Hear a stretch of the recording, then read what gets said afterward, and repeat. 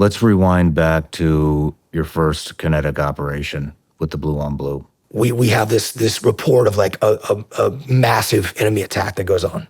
So our SEAL sniper element is reporting the attack. Then all of a sudden we also get a report that there's a report that the insurgents are attacking the Iraqi unit that's out there.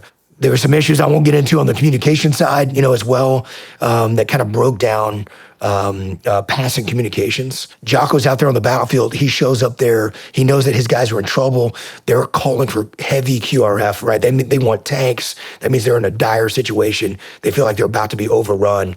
And so Jocko shows up there with the command and control element. He moves up, sees the Anglico officer, right? The Air Naval Gunfire Liaison officer that's there to coordinate an airstrike on a building. There's red smoke marking where the enemy is. He knows that the sniper team is in there somewhere or should be close by. And so he's kind of trying to deconflict what's going on. Mm-hmm. And he went up and kicked the gate open. And it was Tony, my platoon chief on the other side, was like, and realized like this is a blue on blue situation. They were all convinced, I think, that they were about to die. I mean, they had moved. They moved out to a sniper position under cover of darkness. They realized that where they were was not a good and defendable position. They didn't have visibility on where they needed to see to cover the road that they were supposed to cover for the soldiers and the Iraqi, the U.S. Army soldiers, Iraqis that were moving down that road. So they moved position across the road, and they weren't able to pass that information for a series of reasons, a breakdown in communication. Then the Iraqi soldiers were out of sector, so it was supposed to be like hours before they were clearing.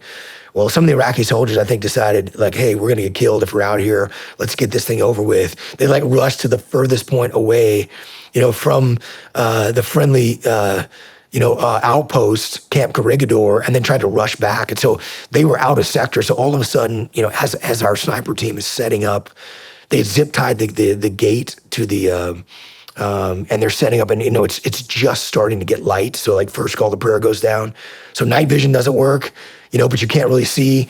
And all of a sudden they've got somebody, creeping by the window with an AK-47. Like they see the unmistakable sign of AK-47. Like they engage that guy, and they didn't realize it was an Iraqi soldier that was out of sector. We were so fortunate to not lose any of our guys on that. And, it was horrible that we lost an Iraqi soldier on that. We took up a big collection for his family and tried to do everything we could, for him. But it was so close to being just absolutely catastrophic. We're talking, wiping half my platoon out.